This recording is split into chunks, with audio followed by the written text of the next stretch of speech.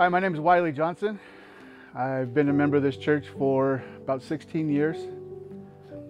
When I was 7 years old, my family moved from Pueblo, Colorado to Dumas, Texas.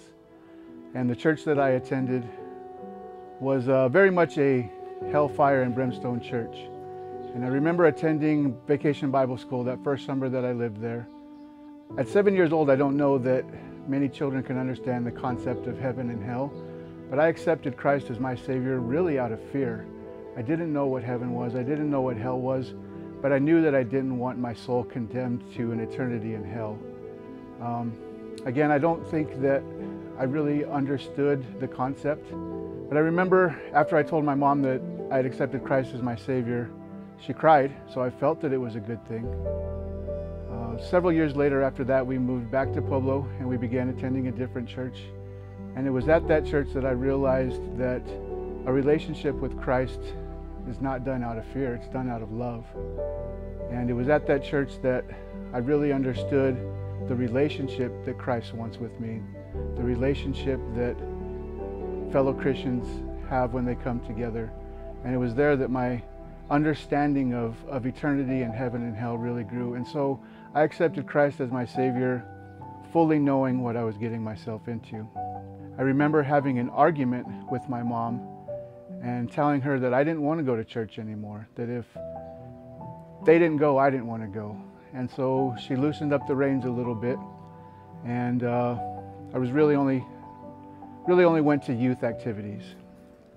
A few years after being youth group age, the church hired a new youth pastor, and this man really set my life on fire. He was a wonderful example of a Christian man and really started me on a path of thinking that I wanted to get into the ministry as a youth pastor myself.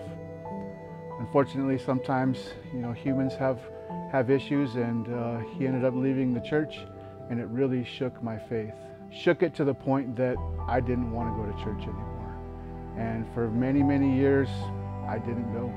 I turned to other things to fill that void in my life: pornography, drugs, alcohol. In 2000, I moved to Las Cruces, New Mexico, and began a relationship with my wife, Nicole.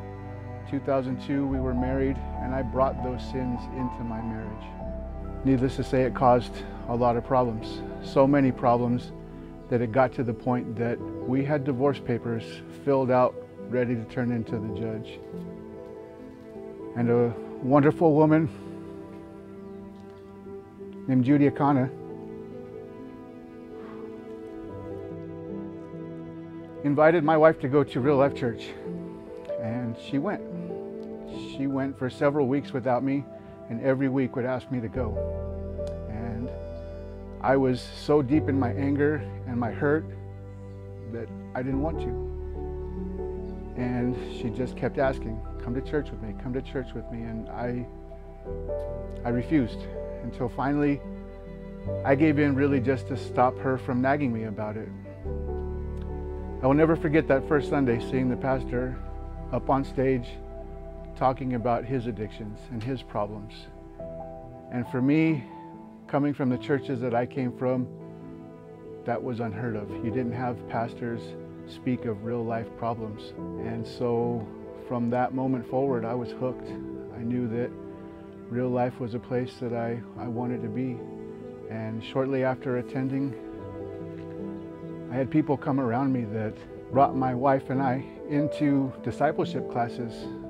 Gus Cuellar and his wife Lynn took my wife into separate studies and really began to show us what a godly couple looked like. Gus showed me what a godly husband is supposed to be, what a godly father is. I had other men come alongside me: Keith Kimbrough, Daryl Palmer,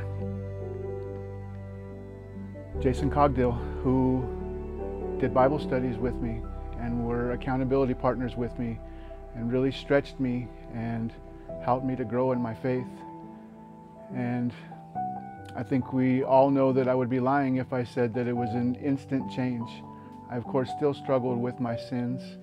It is without a doubt that initial invitation and those godly men that came alongside me to build me up single-handedly saved my marriage. I know without a doubt that I would not be sitting here with this ring on my finger without those men to come alongside me, to pray for me, to pray with me.